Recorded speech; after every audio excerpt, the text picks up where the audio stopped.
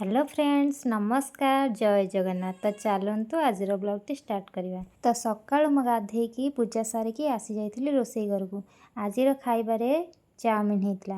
मु सब गाधेकी पखाल खाए हेले काली आमर अरंधिया होता रोसई किसी हो नाला। तो आज सकाळु सकाळु चाउमिन करके समस्ते खाई देथिलु।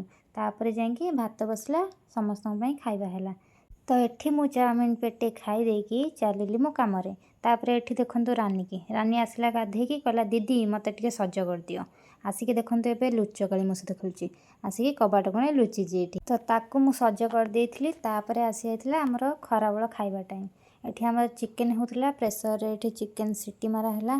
तापर गरम गरम तरकारी एठी पळि आसथिला। मु बड़ प्लेट रे बो कहली बो मते बड़ प्लेट रे दे दे सेठी ठंडा हो जाओ। तापर आपण माने वीडियो देखिथिबे दादांक मैरिज हेतला। तो खुड़ी आसथिले गुड़ देखेबाकू। कारण कहते कि गुड़ न देखिले तांक सहित कली हुए बोली। तो तांक समस्त को से गुड़ देखे देखी एठी बसथिले। तापर हमर ठंडा दिया हैला। तापर देखंतु एठी समस्त गाँ लोक आसथिले नुआ बहु टिके देखियाकू। नुआ बहु को देखिले आउ किछि पाउना देले। तापर हमर रानी पळि आसला नुआ बहु सहित गेलो होला।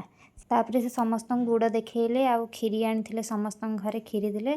तापर एठी जाउचंदी हम घर पाखु टिके से सेठी बुली आसीबे समस्त जुआर हेबे। तापर से माने बाहरी गले। तो सांग माने आजिर ब्लॉग टी आपण मानु केमिति लागला निश्चिंत कमेंट रे जणाइबे। तो रहिली जय जगन्नाथ।